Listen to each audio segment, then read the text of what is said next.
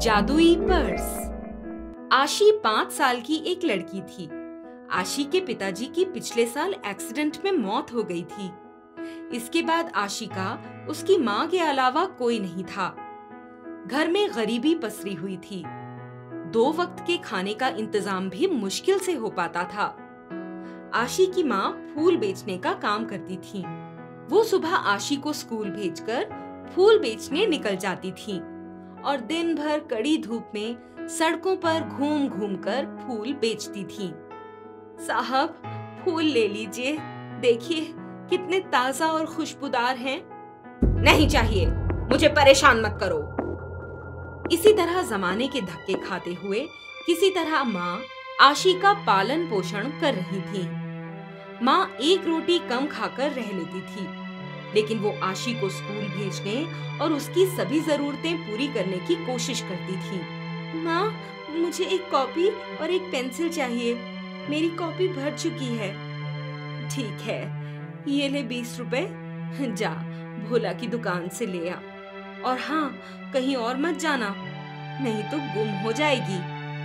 आशी भागती हुई भोला की दुकान पर जाती है और कॉपी पेंसिल खरीद लेती है। दुकानदार उसे 5 रुपए लौटा देता है। आशी घर की ओर वापस आ ही रही थी कि रास्ते में एक बूढ़ा आदमी उसे रोकता है। उसने सड़क पर एक छोटी सी दुकान लगाई हुई है। रुको बेटा, इस गरीब की दुकान से भी कुछ ले लो, मेरा भी भला हो जाएगा। मैंने आज कुछ भी नहीं खाया है। आशी को उस बूढ़े आदमी पर तरस आ जाता है। उसकी चमकती आंखें दया की भीख मांग रही थी। आशी अपना 5 रुपए का सिक्का बूढ़े आदमी को दे देती है और उससे कहती है, दादाजी, आप जो चाहे दे दीजिए। बूढ़ा आदमी आशी को एक पर्स थमा देता है, एक सुंदर सा रंग बिरंगा पर्स। आशी पर्स को लेकर घर की तरफ चल देती है। आशी बेटा, आ गई? जी माँ। अच्छा, वो बचे हुए पैसे इधर दे। आशी माँ के हाथ में पर्स थमा देती है। ये क्या है? क्या तुमने उन पैसों से ये खरीद लिया? जी माँ। पर क्यों? तुम्हें पता है ना बेटा कि हम अभी इस तरह खर्चा नहीं कर सकते। आपके पास पर्स नहीं था ना, तो मैंने खरीद लिया, मुझे माफ कर दीजिए। आशी रोने लगती है। अरे, रो क्यों रही है?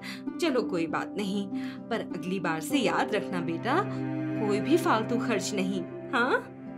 आशी आंसू पोंछकर वहाँ से चली जाती है। माँ आज थोड़ी चिंतित थी। पिछले 3 महीने से माँ ने आशी के स्कूल की फीस नहीं भरी थी और अगर इस बार भी फीस नहीं भरी गई तो आशी को स्कूल से निकाल दिया जाएगा। माँ मन में सोचती है, अब क्या करूं?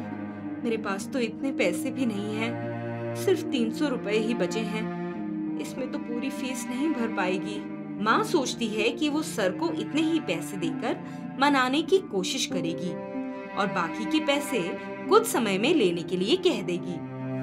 अगले दिन आशी के साथ माँ भी स्कूल जाती है। में एक आइसक्रीम की दुकान थी। चल बेटा, आज तुझे आइसक्रीम खिलाती हूँ। आशी ने अपनी पसंद की आइसक्रीम ले ली। माँ ने पैसे देने के लिए पर्स खोला तो देखा एक बार फिर पर्स में 1000 रुपए थे। इसके बाद आशी और माँ सब्जी लेने भी गए और वहाँ भी ऐसा ही कुछ हुआ। हर बार जब माँ पर्स खोलती तो उसमें से 1000 रुपए निकलते थे। ये तो जादू है। आशी, ये पर्स तू कहाँ से लाई थी? वो तो उस बूढ़े आदमी ने दिया था माँ। कौन से बूढ़े आदमी ने? जिसकी मैंने मदद की थी। उसके पास खाने के लिए पैसे नहीं थे माँ। शाबाश बेटा, मुझे लगता है कि ये सब उसी की दुआओं का असर है। किसी ने सही कहा है कि हम सभी भगवान के बच्चे हैं और अगर भगवान का कोई बच्चा मुश्किल में है तो उसकी मदद करना भी भगवान की पूजा करना ही है।